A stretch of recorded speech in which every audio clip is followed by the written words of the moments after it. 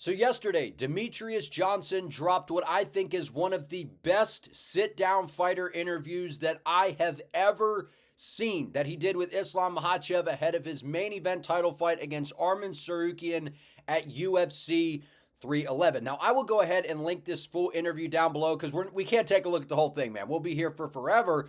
But I went through and pulled some of the more intriguing moments and some of my favorite parts from this interview because the reason that I think that this is one of the best interviews is because, one, I mean, I'm a huge Demetrious Johnson fan, right? I think that he's one of the GOATs of the sport, one of my favorite fighters of all time. But he just did such a great job of being just very relaxed and just kind of nonchalant and casual to where you could tell Islam felt very comfortable with him. So they talked about several different things.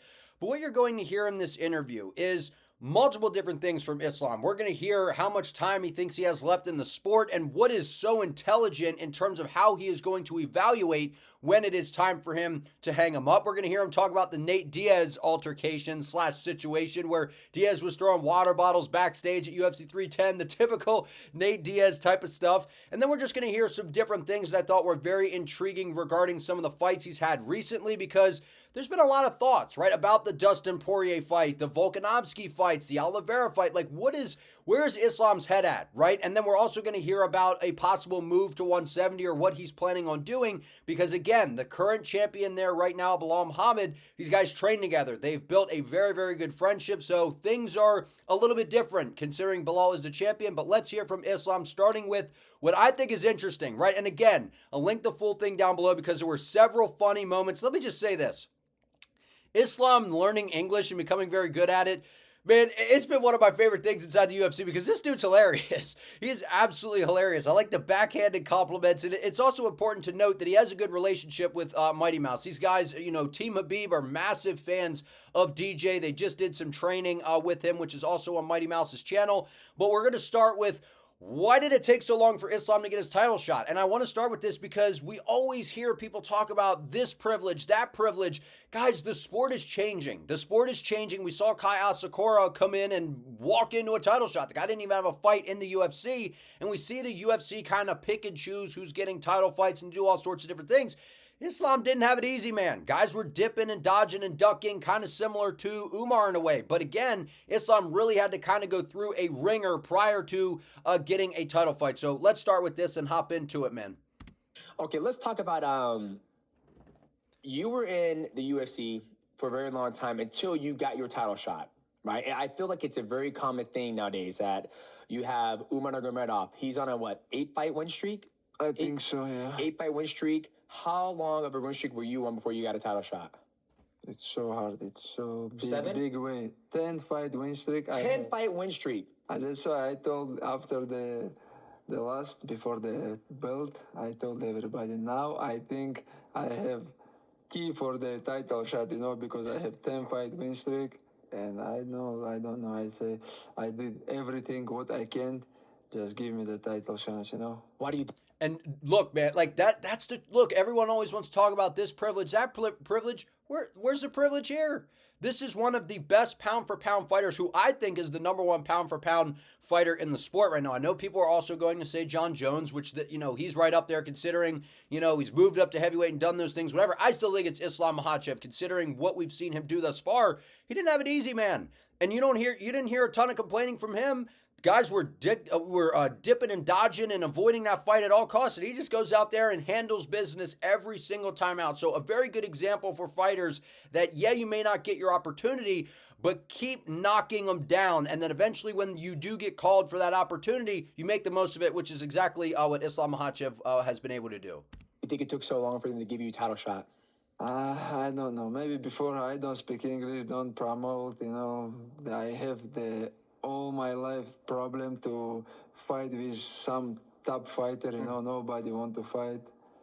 I don't know, it's so hard, but now, because for Khabib also, they have 8 or before the title. He had a long time too before he got a title shot. We don't have some easy way. Somebody can jump from like Michael Chandler, he jumped from Bellator, one fight, he beat then Hooker, fight for the title. That's one that people don't talk about a lot. That's one that when I was watching this interview yesterday, I'm like, I kind of forgot about that. Michael Chandler, Yeah, he was great in Bellator. He was a champion, this and that. He comes in and yeah, it was an impressive KO over Dan Hooker and all those things. But he got a title shot right after that against Charles Oliveira, and I'm like, that completely blew over my head. Where, like, you see what I'm saying? Like, the UFC kind of, they go with the hot hand a lot of the times, and it just seems like they pick and choose when to kind of hand out opportunities. But for a guy like Islam, he's just a dude that is humble, a guy that is very confident in himself, that doesn't need to go out of his way to cause a bunch of ruckus. And that's what I really like about Islam Makhachev. I just think that the dude he's just world class all around, from the person to the fighter. I really like this guy, man. Mm-hmm. How'd that make you feel? For me, it's not working. That's crazy. You think about that. You've been there for so long. 10-fight win streak. It's okay. Of course, it's make me upset, when somebody jump and fight for the belt before me. Yeah. I have long way. I fought like how many years, but somebody come beat one guy who is not like top. Yeah, you beat him easy too. I remember I broke that fight down. Yeah. That's the thing I love about your guys' style, is that you're good, you're outside the void, you're waiting, you're a southpaw. I love how you throw that body kick. It's a free body kick. And you wait, and you took him down, past his guard. Kamara, that was it. Dude, I love you see how Mighty Mouse, he's like in the void, man. He's like getting into it. Like DJ's great at this, man. This interview is great. Fight with some striker, you know what? The easy way. Yeah, if you want a hard fight, okay, strike with him all day. Yeah. It's gonna be hard to finish him, but you know his skills. He don't have nothing in the ground. Just take him down. Take the money, go home, nothing pain, don't have cut like last time. Last time I was fight with Poirier, he prepared for this fight like very well, He did like good, I think, homework, and he defends my wrestling, I did like a lot of mistake. I go also to the Kimura, and when I close, I think it's finished. Yep. But I did mistake like a couple times, So again, so you got to hear Islam like that. I think that's funny, man. Like he's like, Hamzat Chimaev would probably say the same thing. Listen, man, I go in there. Like you shoot a takedown really fast, see if you can get somebody out of there, take no damage, collect a paycheck, head to hell home. That sounds like a really good game plan to me. So obviously that is what makes these guys so difficult. And I think that's why people get so frustrated with specifically the fighters coming out of Dagestan.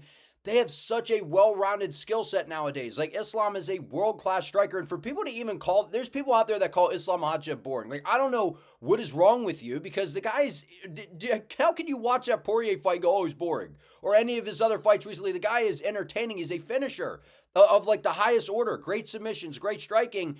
And you get to hear that he's like, look, my skill set is so well-rounded, I'm just going to go in and take the path of less resistance. I'm better than you in some area, and that's what makes these guys so dominant. But this is what's interesting to me when he talks about the Poirier fight, because I thought he got way too much heat for this, right? He had staph infection. I broke this down in my prediction for Arman Tsarukyan versus Islam Makhachev, which I'll link below. And Islam, look, there were some circumstances going on, and he goes in there, and you heard Mighty Mouse say this in this interview. He goes, these are the type of fights that make you better. And I think that this is a experience that is really going to help Islam moving forward. It was a very close fight with Dustin Poirier. Well, close. I mean, like, he was struggling at times. Poirier was having some good moments. So, yeah. Man, he gave me like the gash. Yeah, that was a war. That all was my life, You're like. But when I watch the highlights, I like this fight. Yeah, it's great. It was a great fight. I think sometimes in your career, you need fights like that. Like, I've had him, you've had him. Habib, not as much. I mean, his fight with Conor was good. It was back and forth. Like, not that he hurt Habib, but he had a hard time wrestling. If you ask me which fight you want to watch again, I want to say like this Poirier, because I watched this fight many times and I was enjoying, Yeah. I know what I did wrong, what I did right, what I have to change. Yeah. A lot of things. But you also saw yourself battle adversity. Go through a hard fight and then be able to finish. It's good when your heart rate more than 200. It's good, How you know it's 200? Because I know. Okay, so listen, I mean, that's funny, but listen, this is exactly what DJ said. That was the part. I think that this is the type of fight that really, like, will help Islam moving forward. Like, remember when Hamzat Chimaev went in there against Gilbert Burns, and it was a lot more difficult of a fight that I think a lot of us thought it was going to be? like, I knew Gilbert Burns wasn't just someone that Chimaev was probably just going to steamroll, but I thought it wouldn't be like this crazy back and forth. But those type of fights, there's something in that I think helps a fighter to where when they do have to get into a situation like that or having that experience, it's something that clearly helps them moving forward. But I agree, man. I think the Islam versus Poirier fight was definitely one of the fights of the year in 2024. I still think Zellhuber versus Ribovic that was my fight of the year, I think. But that fight back and forth, man, that was crazy. I don't listen my corners. Yeah. It's up high. Yeah.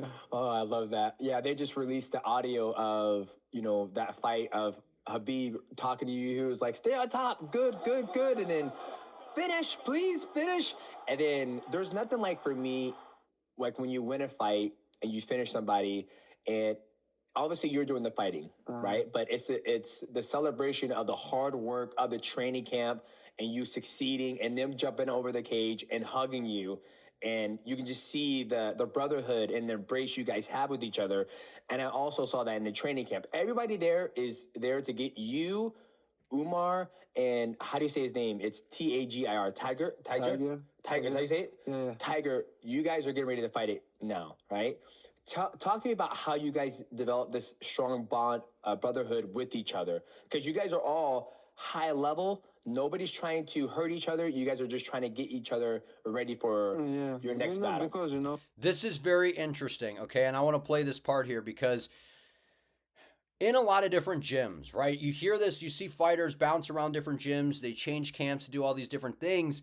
They don't find a great atmosphere for themselves. They go into a gym and everybody's trying to take your head off or trying to prove a point, whereas this team here with Islam, Khabib, and these guys, there's not really any ego involved. They have guys showing up that travel all the way with them to the U.S. to prepare for fights that are literally only there basically to be a wrestling body. They're not there they get like no luxury basically of doing it other than they're just helping. Like that is a hard thing to find, man. Like, believe me, like when you go in different gyms and you're training, like it's always everyone's kind of like me a lot of the time, which I get. Fighting is kind of an individualized sport, but that to me is what sends this team to the next level and makes them different is that that mentality of where they are all there to kind of help each other get better. I think is just something that obviously helps these guys out tremendously.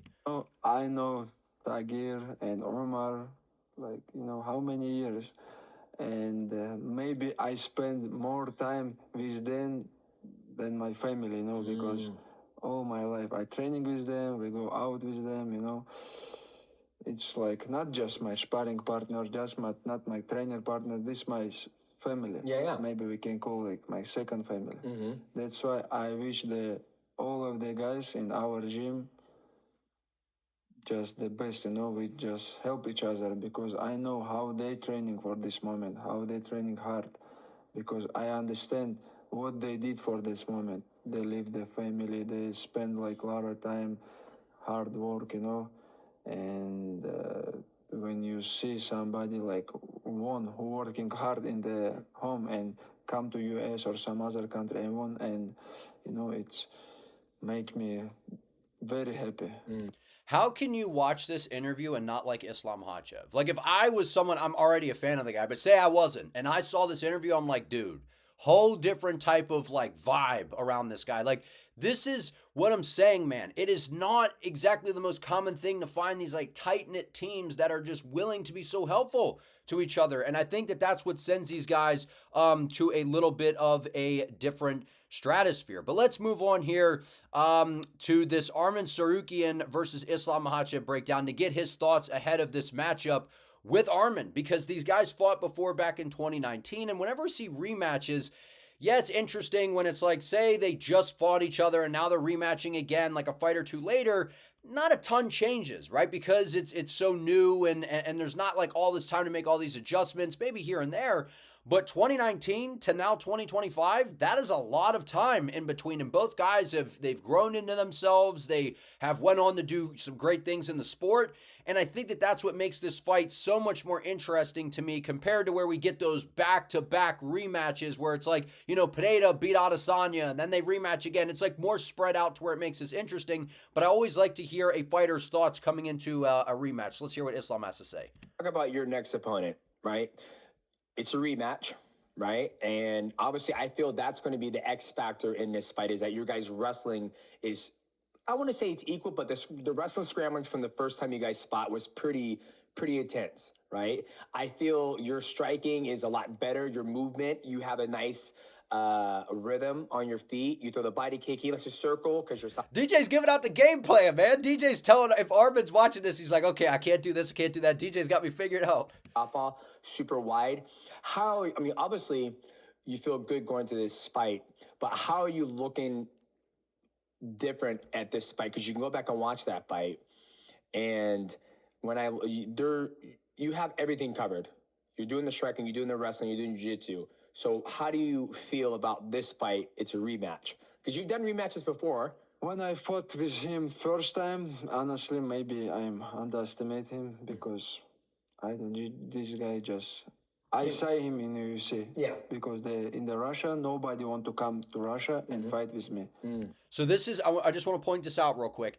For people that don't know, Islam already had some experience in the UFC. They were looking for an opponent for him, and Arman Tsarukyan, I believe, had not fought in the UFC yet. And he was basically a replacement, a guy that was willing to step in on I think it was like a 2-week notice type of thing. So Islam doesn't know who Arman is. I believe that 100%. So people that are like, oh, he's just dismissing, I'm like, I believe that. Why would he know who he is? He's not even in the UFC. So I think that there is definitely that level of, yes, he just kind of underestimated and didn't know much about the guy. So I do think that is a factor as well. I believe that. It's the event in the Russia. It was in Russia, and they're looking for some opponent, for me. And like before 1 month, they call me. We will sign some guy. He have good records. He's gonna be your next opponent. And in my mind, I think who is gonna come like out from UFC and give me like A hard time in wrestling. Yeah. But I don't watch his fighting. He come and we have very good fights. I won all 3 rounds. But right now, he improved a lot. Of course, he have more experience in UFC, have a lot of fight in UFC. But if you ask me, I'm true. I see his style. I see his skills. I don't see something what make me surprised. Because he have good wrestling. Yep. I have same. I have better than him. He have striking. I have better than him. He have grappling. I know my grappling is better. I know my grappling is better. Like, dude, how can you like this guy, man? Like, I'm just saying, like, he's so confident and calm and like humble, but letting you know, like, I'm that dude, man. Like, and I love that energy, like, when it comes to this guy. But I think he's exactly right? And when I look at this fight, like me personally, and as I'm reacting to this, like Islam, what I like is he recognizes the challenge of Arman. He knows Arman's dangerous. He knows Arman has good wrestling. He knows he's explosive and powerful. He knows that. He's not like, this guy's a nobody. I'm just gonna beat up on him. I'm just gonna walk through him. And like, you don't hear any of that. He's just like, yeah, I think I'm better in all areas. But he recognizes the challenge of Arman. And I always like when we get a guy who can sit up there and recognize the challenge and give the other fighter their due. Like I like that kind of stuff, man. But this time, it's not gonna be easy match for sure because he's a number 1 right now. He's a guy who make me work more hard because he's a real contender. He have good wrestling.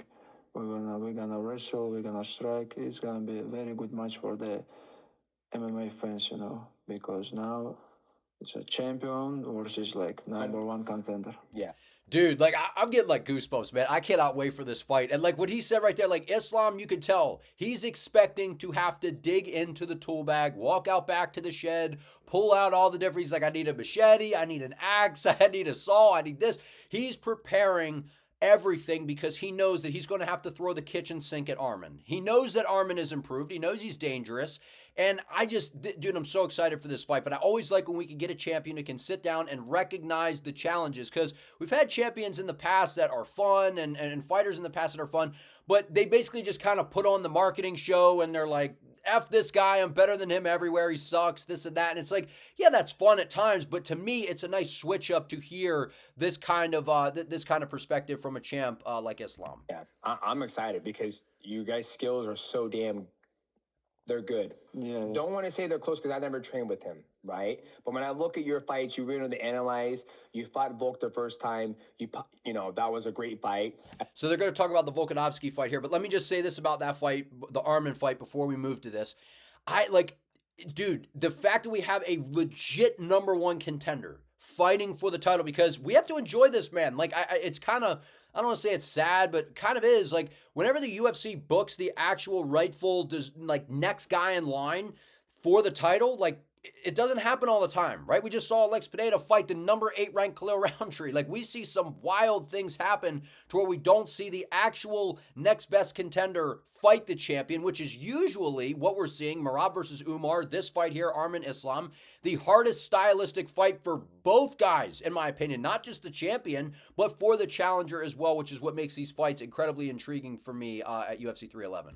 And then the second time you fought him, you were like, okay, he's shorter. I'm gonna block. First time, man, it's like, you know, my like, you know, if you ask me what the fight you have, like very bad recovery after the weigh-in, like everything in this first fight, because we travel to Australia. They beginning this event 5 in the morning. Oh, that's right, because you guys fought on U.S. time. Oh. So again, this is like some stuff that I was bringing up about the first Volkanovski fight, and people are like, come on, man, you're making excuses. You're discrediting Volk. And I was like, I'm not discrediting Volkanovski at all, man. Like, he fought a great fight, and it was a great back and forth between the two. I still thought Islam did enough to win the fight, even though people still argue that it's a robbery. I thought Islam won the fight. These are the type of moments to me that make you better as a fighter. They make you better as a champion. Coming in, knowing that you're going to be compromised, the time differences, the rehydration periods. These are all things that factor in heavy to a fighter's performance come fight night. And a lot of times you don't really hear fighters talk too much about it. But considering that Islam has went out there against Poirier with Staff, all this nonsense, heading into this first fight with Volkanovski, and still won these fights, man. That is so impressive. Like, I don't know why people don't give him his credit when it comes to that. Like, that's crazy to be compromised, basically, or, severely at these, like Leon Edwards, he got dunked on his bald spot by, Bilal Muhammad, got, dominated. And you heard all the excuses come out of the bag, the time zones, the this and that, the this, that, all these different things. And it's like, this guy still went out there and won. Like, it's crazy to me. Make this show for US time. It's crazy. Don't give me chance for the recovery, because Volk, he don't need. He fight from he's going 145, you know. But one of my friends, Zubair, he fought first fight, He go to the arena 5 in the morning. It's not possible. No. Wake somebody up and send him to the cage. I go to the arena 10. Yep. I'm lucky because I have last fight in the show. Yep. And but usually what we go to the arena 10 in the night time, Yeah. That's why that day, it's a bad day. And, I'm not recovering much, but when they called me and they told me Volks jumps to the UFC in Abu Dhabi, they change Oliveira, I have cut, I was very happy because I know I have to close the all questions, because too many people talking about the first fight, and I was really happy. Yeah. So you get to hear, like, I just wanted to include this in there because not everyone's going to go in and watch the whole podcast because it was a long episode. That's an important thing to hear, in my opinion, right? You hear the time zone differences. Like, these are things that most viewers aren't even thinking about. They're like, I watched the press conference, I saw the weigh-in show, I did this, and they came in for fight night, but they don't even think about all of what happened leading up to the weigh-ins or after the rehydration, all these different things, the time zone differences that these fighters are having to deal with.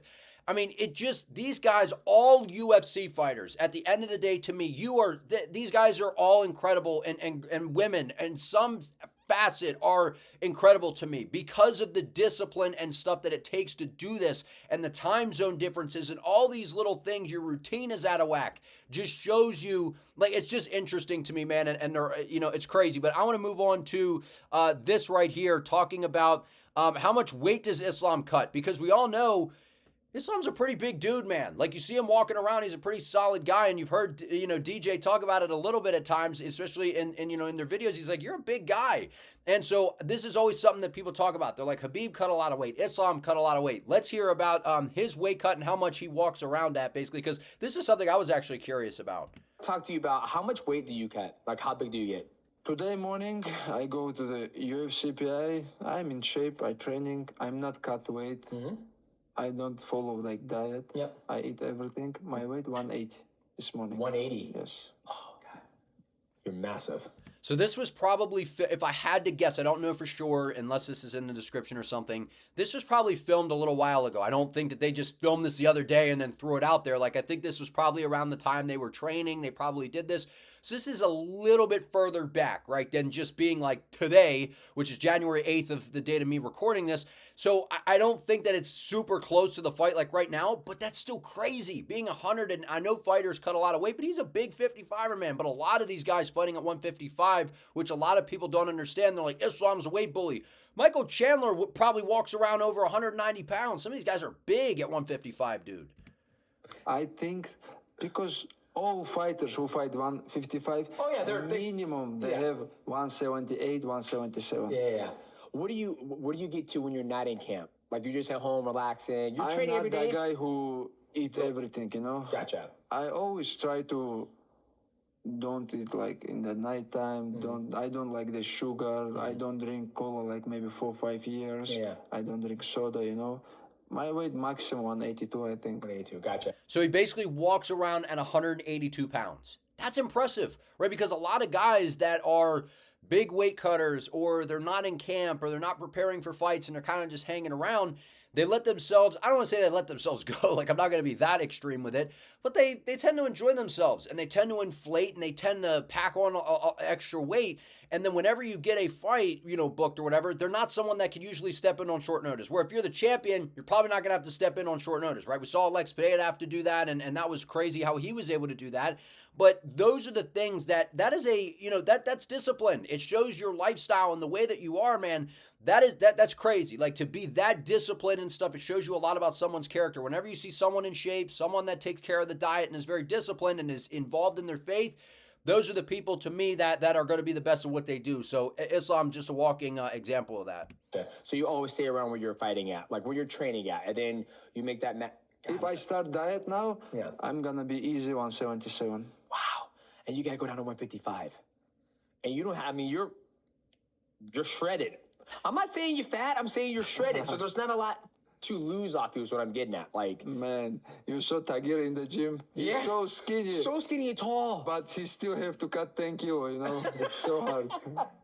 Yeah, when I saw him, I was like, you fight 125? How is this possible? He's same height as you. Yeah. Crazy. Well, that's what happens a lot of the time in the UFC now, right? Guys cut a lot of weight, and that's just kind of what we've seen recently is fighters are starting to, it's like a domino effect. When you see guys cutting a lot of weight to make 55, some of those 55ers, they're like, I'm kind of small for the weight class. I may have to drop down to featherweight. So it's kind of like the domino effect, and we're seeing, I feel like, fighters cut a little bit more weight than what they used to back in the day. But here we got the Diaz brothers. Well, it's really not even the Diaz brothers. It's just Nate, I think.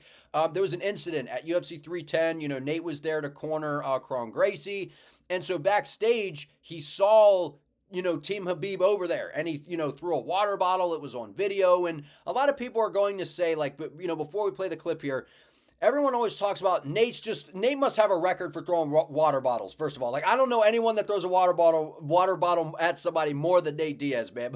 But that's how Nate markets. Like, that's how Nate markets. Like, whether you like that or not, it's to each its own. That's what Nate does. Nate knows that if he goes backstage and causes some sort of drama or throws a water bottle, someone's going to get a video of it. It's going to be posted all over social media. It's a marketing tactic, in my opinion, from Nate Diaz. Is he kind of just being Nate Diaz? Yeah, for sure. Like, he's that kind of guy. He's like, I like to cause a stir. Like, that's who Nate is. But that is also the marketing of Nate Diaz. Like, with Jake Paul's like, Nate doesn't help market. Nate causes a stir on stage and everybody starts fighting at the press conference and starts a brawl and then it goes absolutely viral. That is what Nate does. He knows how to show up and do dumb things or annoying things or whatever they are, and it's just Nate Diaz being Nate Diaz. So I just wanted to clear that, is because I'm a fan of Nate Diaz. I've watched him his whole career, basically. That's what he does. That's how he gets clicks. That's how he gets his name out there. So again, he's kind of dialed back on the fighting career a little bit. So maybe he was just doing that to get clicks. Maybe, I know he has said before that he doesn't really like Team Khabib and those guys, so maybe it was just that. But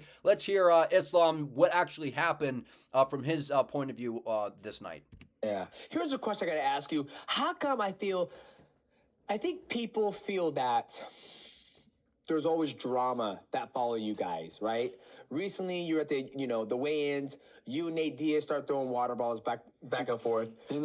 And next day they put me inside, like close to the cage. I sit with Dana, and Dana come to me and say, "You are troublemaker." I say, "Hey, Dana, it's not my fault." Yeah. We sit before the fight day. Yeah.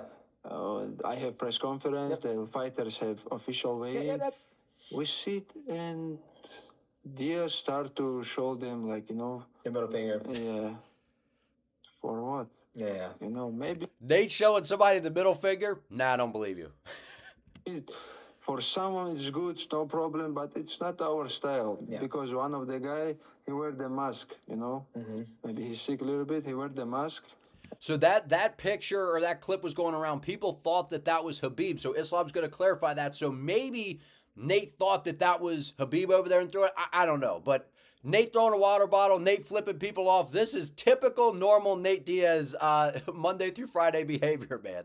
And maybe Diaz thinking, oh, it's Khabib, and show him, So somebody from your team had a mask on for sake of it. But that day, Khabib not in Vegas. He's some other country, Why is everybody after Khabib? You guys are good. You guys are good people. Very kind. But good vibes. We know what the interesting, like maybe 5-6 months ago, I meet Diaz. This is an interesting story. Listen to this, because I've never heard anything of this until this interview here.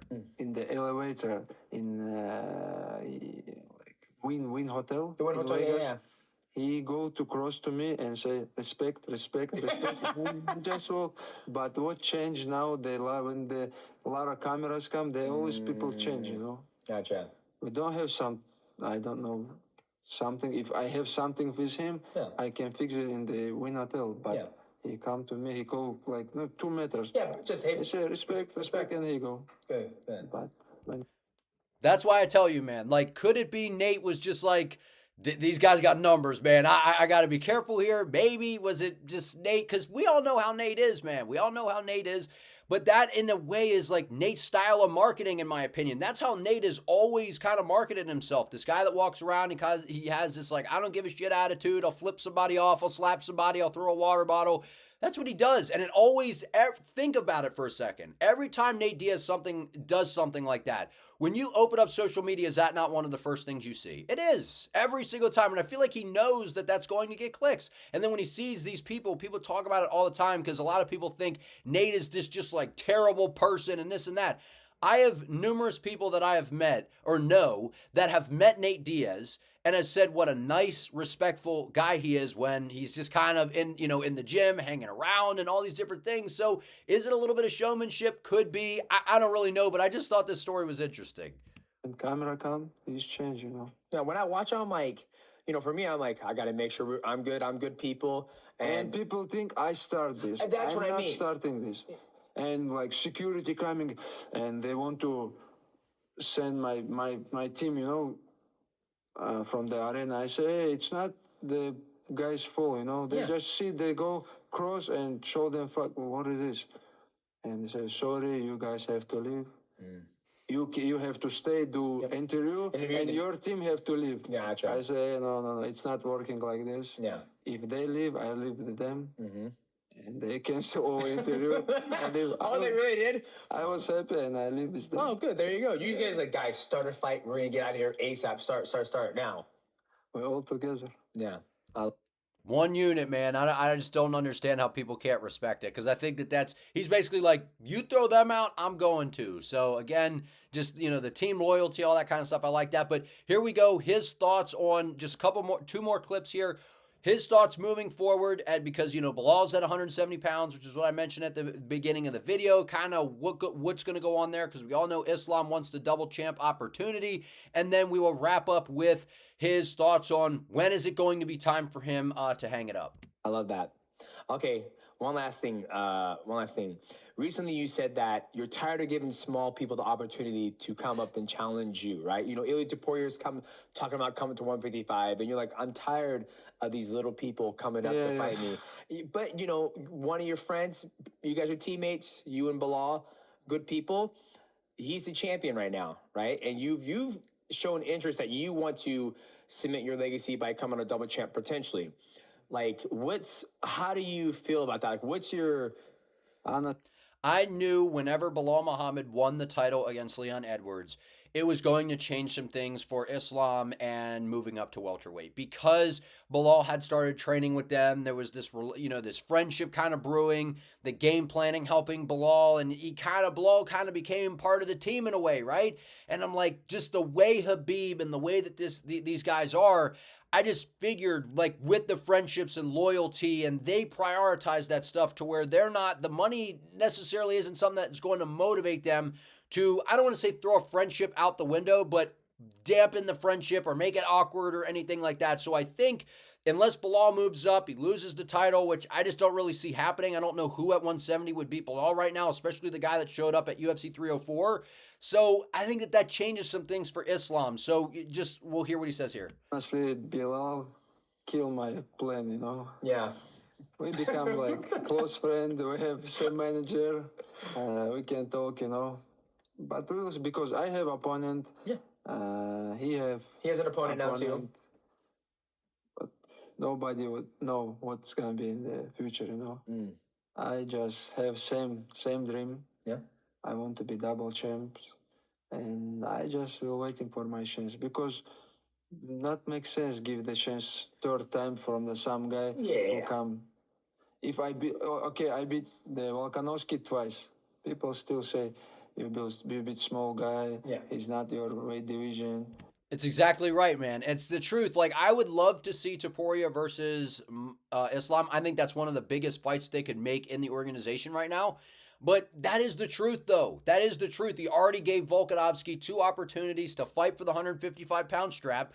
Islam hasn't had his opportunity to fight for double champ status, up a weight class. So what's he going to do? Keep fighting the little guys? So if he loses to a smaller guy, they're going to be like, you got beat by a little guy. And then if he beats a smaller guy, they're going to be like, you beat up on a little guy. So no matter like what he does, it's not necessarily a win for him. But I personally think if he beat Ilia Topuria, in my mind and the way that I evaluate the sport, I think a win over Topuria, as long as Islam gets through Arman, which I think he does, a win over Topuria would mean more than anything else that he could possibly do in the lightweight division, in my opinion, considering how good I think Topuria is. So that's just my opinion on it, but yeah. If I beat Topuria, it's gonna be same. Everybody gonna talk same. But if I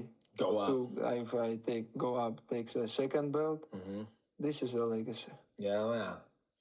I want to be like you, champ. How many? 11 times defend your belt. You're on your way, man. You're on your way. Like I said, there's nothing. Like I said, I think what you're doing now, one defeat. You got finishes. You got great fights. Agree. If I have some real contender after Arman, I'm not looking behind him. Yeah. But if I have some real contender, I will defend my belt. Yeah. That mentality right there, man, is what I absolutely love about a champion in the UFC. We're seeing this with Demetrious du Plessis. We're seeing this with Bilal Muhammad. We're seeing this with Islam Makhachev.